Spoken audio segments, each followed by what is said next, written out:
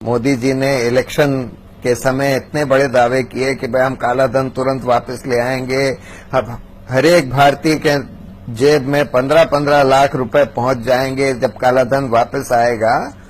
लेकिन इतने साल हो गए, कुछ नहीं किया गया। भारत सरकार के पास तो पहले ही से थे, 2011 से थे, लेकिन आज तक हम लोगों को तो नहीं पता कि भाई किसके खिलाफ क्या एक्शन लिया गया। क्या कोई पैसा वापस आया? क्या किसी को जेल में भेजा गया? हमने तो नहीं देखा कि उनमें से कोई भी आदमी जेल में गया। हमने तो नहीं देखा कि किसी का भी प्रोसिक्यूशन शुरू हुआ, चाहे वो इनकम टैक्स का प्रोसिक्यूशन हो, चाहे प्रिवेंशन ऑफ करप्शन एक्ट में प्रोसिक्यूशन हो।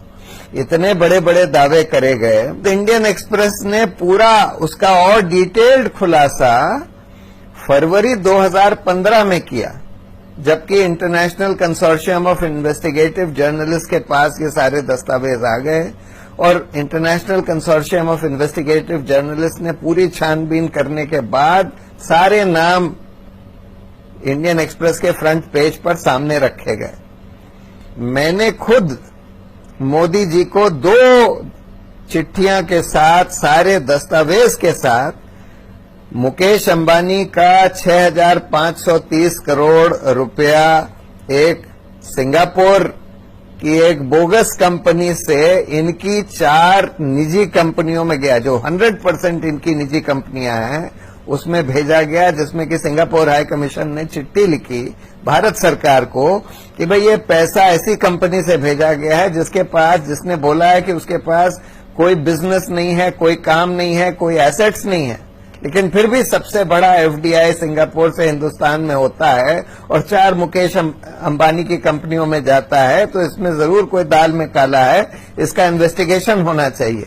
अब किसी के खिलाफ कोई एक्शन नहीं होता और फिर भी ये बड़े बड़े दावे करे जाते हैं कि भाई हमने काला धन खत्म करने के लिए ये कर दिया, वो कर दिया। इनकम टैक्स के अफसरों ने उसकी छानबीन भी करी। 25 करोड़ रुपए नकद वहां मिला। सहारा का तो 135 करोड़ नकद मिला, बिरला का 25 करोड़ मिला नकद। और बिरला के जो ग्रुप चेयरमैन थे, उनके कंप्यूटर में एंट्री मिली कि 25 करोड़ रुपए गुजरात सीएम को दिए गए 2013 में, जब मोदी जी वहां के सीएम थे। और ये भी मिला कि बहुत सारे और डिपार्टमेंट ऑफ रेवेन्यू इंटेलिजेंस के अफसरों को पैसे दिए गए, वगैरह वगैरह। देखिए, अगर आज जन लोकपाल होता, जो सरकार से पूरा स्वतंत्र रहता, तो आज पनामा पेपर्स का इन्वेस्टिगेशन वो करवाता, एचएसबीसी का इन्वेस्टिगेशन वो करवाता, बिरला सहारा का इन्वेस्टिगेशन वो करवाता। और इसी वजह से मोदी जी ने 3.5 साल में भी, 3.25 साल में भी कोई लोकपाल बनने नहीं दिया, क्योंकि ये नहीं चाहते कि कोई ऐसी स्वतंत्र संस्था बने जो कि इस तरह का करप्शन, भ्रष्टाचार का इन्वेस्टिगेशन कर सके। वो यही चाहते हैं कि भाई सीबीआई, जो कि जिसको सुप्रीम कोर्ट ने बोला था कि भाई ये तो पिंजड़े में एक तोता है सरकार के हाथ में, जो सरकार कहेगी वही बोलेगा, वही करेगा, उसी तरह से काम उससे सीबीआई से करवाना चाहते हैं। हालात बेहतर के बजाय और बिगड़ते जा रहे हैं। सिर्फ भ्रष्टाचार ही नहीं चल रहा, पर भ्रष्टाचार के खिलाफ जो भी संस्थाएं बनी थी, कानून बने थे, उनको भी ध्वस्त किया जा रहा।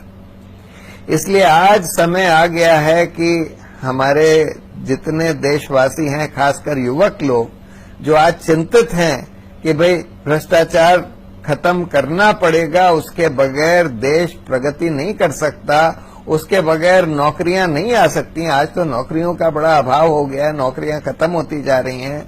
आजकल सारे कॉम्पिटिटिव एग्जाम्स में भ्रष्टाचार होने लगा है, बेईमानी होने लगी है, चाहे वो मेडिकल कॉलेज के इम्तिहान हो, चाहे वो पब्लिक सर्विस कमीशन के इम्तिहान हो, सिविल सर्विसेज वगैरह के, सब में भ्रष्टाचार हो रहा है, खूब व्यापम की तरह हर जगह हो रहा है।